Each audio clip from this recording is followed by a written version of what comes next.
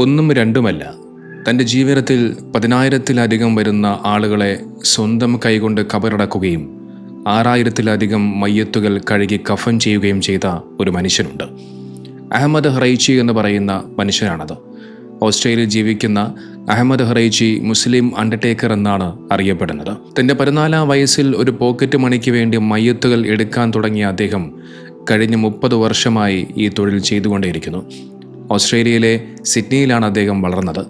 കായിക രംഗത്തും ബോക്സിങ്ങിലും ക്രിക്കറ്റിലുമൊക്കെ താല്പര്യമുള്ള സാധാരണക്കാരനായ ഒരു ചെറുപ്പക്കാരൻ. 14 അല്ലെങ്കിൽ 15 വയസ്സുള്ള സമയത്താണ് മൃതദേഹങ്ങൾ ആശുപത്രികളിൽ നിന്നും എടുത്ത് വാനിലേക്ക് കയറ്റുന്ന ഒരു ജോലി അദ്ദേഹത്തിന് ലഭിക്കുന്നത്. സത്യത്തിൽ അന്ന് അദ്ദേഹം അത് ചെയ്തത് ആത്മീയ ചിന്ത കൊണ്ടോ സേവന മനോഭാവം കൊണ്ടോ ആയിരുന്നില്ല, പണത്തിന് വേണ്ടി മാത്രമായിരുന്നു. മൃതദേഹങ്ങൾ കൈകാര്യം ചെയ്യാൻ ആളുകൾക്ക് ഭയമായതുകൊണ്ട് അന്ന് ആ ജോലിക്കൊക്കെ വലിയ ഉയർന്ന പ്രതിഫലമൊക്കെ ലഭിച്ചിരുന്നു. ഒരു മൃതദേഹം അടക്കം ചെയ്താൽ കിട്ടുന്നത് $30. അക്കാലത്ത് ഒരു സാധാരണ ചെറുപ്പക്കാരന് അത് വലിയ തുകയായിരുന്നു. രാത്രി ഏതു സമയത്തും കോളുകൾ വരാം. പക്ഷേ മൃതദേഹം ഒറ്റയ്ക്കെടുക്കാൻ കഴിയില്ല. അതിനായി രാത്രി അദ്ദേഹം തൻ്റെ കൂട്ടുകാരെ ഓരോ കാരണം പറഞ്ഞ് കബളിപ്പിച്ചുകൊണ്ട് അദ്ദേഹം തൻ്റെ കൂടെ കൂട്ടും. ആശുപത്രിയിലെ മോർച്ചറിയിൽ എത്തുമ്പോഴാണ് കൂട്ടുകാർക്ക് കാര്യം മനസ്സിലാകുന്നത്. ഈ പതിവ് അദ്ദേഹം തുടർന്നുകൊണ്ടേയിരുന്നു. പിന്നീട് കാലം ഒരുപാട് കടന്നുപോയി. ഒപ്പമുണ്ടായിരുന്ന പ്രായമായ തൻ്റെ സുഹൃത്തുക്കൾ ഓരോരുത്തരായി മരണപ്പെട്ടു. അങ്ങനെ ആ പ്രദേശത്ത് മയ്യത്ത് കഴുകാനും കബറടക്കാനും വേറെ ആളുകളില്ലാത്തൊരവസ്ഥ വന്നപ്പോൾ ഈ ദൗത്യം പൂർണ്ണമായും അദ്ദേഹത്തിൻ്റെതായി മാറി. പണത്തിന് വേണ്ടി തുടങ്ങിയ ആ ഒരു ജോലി അദ്ദേഹത്തിൻ്റെ ജീവിതത്തിലെ ഏറ്റവും വലിയ സത്യത്തെ തിരിച്ചറിയാനുള്ള ഒരു വഴിയായി മാറി. മയ്യത്ത് കഴുകൽ ഒരു വലിയ ഉത്തരവാദിത്തമാണ് എന്ന് അദ്ദേഹം മനസ്സിലാക്കി. അദ്ദേഹത്തിന് ഈ കാര്യങ്ങൾ പഠിപ്പിച്ചു കൊടുത്ത ഒരു ഗുരു ഉണ്ടായിരുന്നു.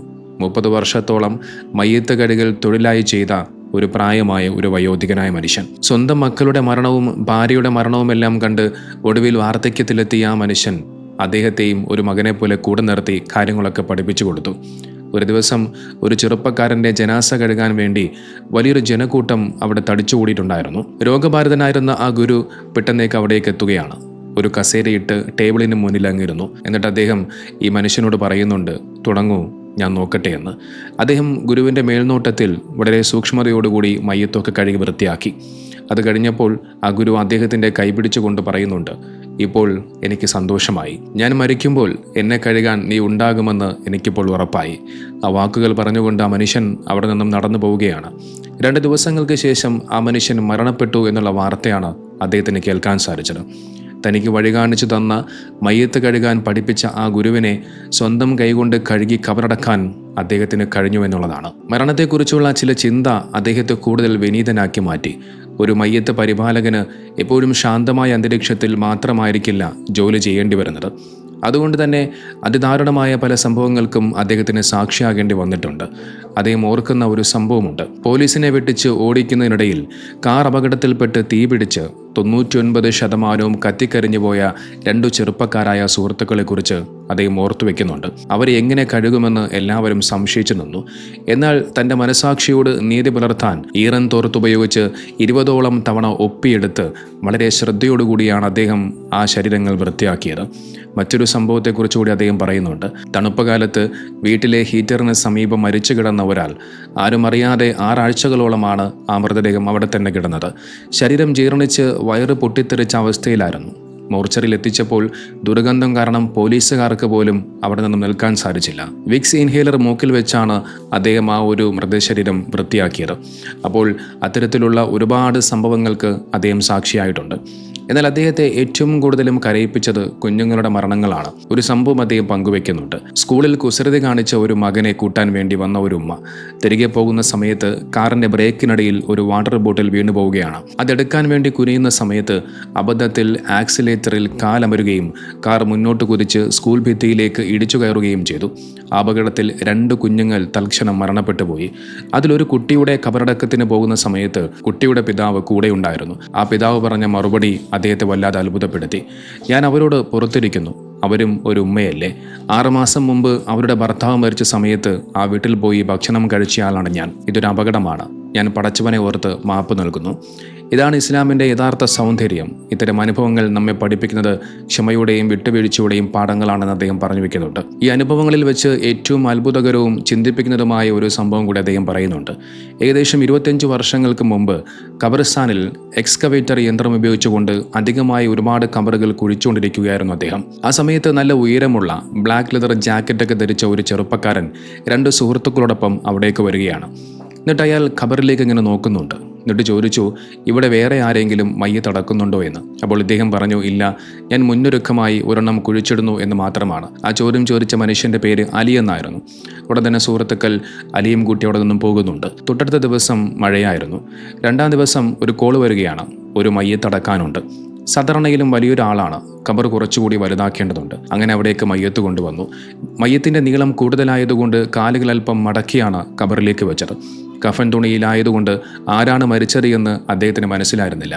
അടുത്ത ദിവസം രാവിലെ ഖബർസ്ഥാനിലെത്തിയപ്പോൾ തലേ ദിവസം മൂടിയ ആ മണ്ണിന് മുന്നിൽ ഒരു സ്ത്രീ വന്നു നിന്ന് കരയുന്നത് അദ്ദേഹം ഇങ്ങനെ കാണുകയാണ്. എന്താണ് കാര്യമെന്ന് തിരക്കിയപ്പോൾ ആ സ്ത്രീ പറഞ്ഞു, 2 ദിവസം മുമ്പ് ഇവിടെ വന്നു പോയതാണ് എൻ്റെ ഭർത്താവ്. വീട്ടിൽ പോയി കിടന്നുറങ്ങിയതാണ്.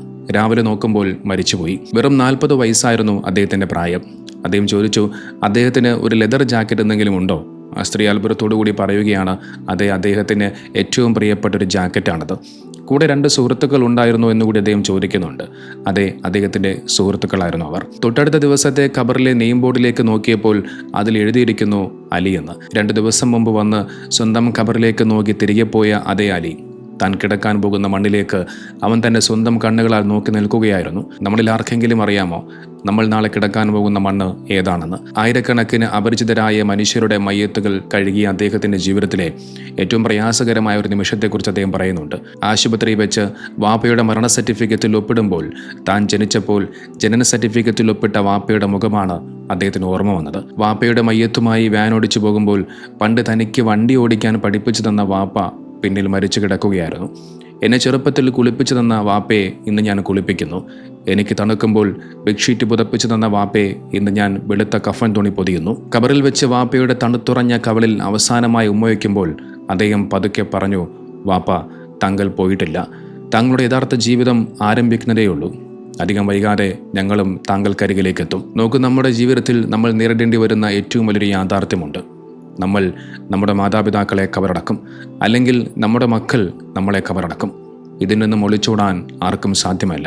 ഈ 30 വർഷത്തെ അനുഭവത്തിനിടയിൽ മരണക്കിടക്കയിലും ഖബർസ്ഥാനിലും വെച്ച് മനുഷ്യർ ഏറ്റവും കൂടുതലും ഖേദിക്കുന്നത് എന്തിനെക്കുറിച്ചാണ് എന്ന് അദ്ദേഹം നിരീക്ഷിച്ചിട്ടുണ്ട്. പണവും വസ്തുവകകളും നഷ്ടപ്പെട്ടതിനെക്കുറിച്ചല്ല ആളുകൾ കരയുന്നത്, ബന്ധങ്ങൾ മുറിച്ചു മാറ്റിയതിനെക്കുറിച്ചാണ്. നിസ്സാരമായ കാരണങ്ങൾക്ക് വേണ്ടി 10 വർഷത്തോളമായി സ്വന്തം സഹോദരനോട് സംസാരിക്കാത്ത ഒരാൾ സഹോദരൻ മരിച്ചപ്പോൾ ഖബർസ്ഥാനിലെ ചുവരിൽ തലയിടിച്ചു കരയുന്നത് അദ്ദേഹം കണ്ടിട്ടുണ്ട്. സ്വന്തം ഉമ്മ ഒരേ നാട്ടിലുണ്ടായിട്ടും അവരോട് വഴക്കിട്ട് മാസങ്ങളോളം മിണ്ടാതിരുന്ന മക്കൾ ആ ഉമ്മ മരണപ്പെട്ടപ്പോൾ മണ്ണിൽ വീണ് ഉരുണ്ടുകൊണ്ട് കരയുന്നത് അദ്ദേഹം കണ്ടിട്ടുണ്ട്.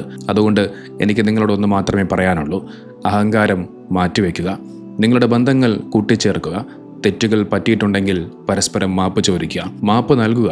കാരണം മരണത്തിൻ്റെ വെളി വന്നാൽ പിന്നെ ഖേദിച്ചിട്ട് ഒരു കാര്യവുമില്ല. മരണത്തെ എപ്പോഴും ഓർക്കേണ്ടതുണ്ട്. പ്രവാചകർ നബി സല്ലല്ലാഹു അലൈഹി വസല്ലം തങ്ങൾ പറഞ്ഞതുപോലെ നിങ്ങൾ മരണത്തെ ധാരാളമായി ഓർക്കുക. മരണത്തെ ഓർക്കുന്നത് നമ്മളെ നിരാശരാക്കാനല്ല, മറിച്ച് നമ്മുടെ ഹൃദയത്തെ മൃദുലമാക്കാനാണ്. ഈ ദുനിയാവ് ശാശ്വതമല്ലെന്ന് തിരിച്ചറിയാനാണ്. നമ്മൾ മരണപ്പെടുമ്പോൾ നമുക്ക് ഉപകാരപ്പെടുന്നത് 3 കാര്യങ്ങൾ മാത്രമാണ്. നമുക്ക് വേണ്ടി പ്രാർത്ഥിക്കുന്ന സ്വാലിഹായ മക്കൾ, നമ്മൾ മറ്റുള്ളവർക്ക് പകർന്നു നൽകിയ ഉപകാരപ്രദമായ അറിവുകൾ, നമ്മൾ ചെയ്തു വെച്ച നിലയ്ക്കാത്ത ദാനധർമ്മങ്ങൾ.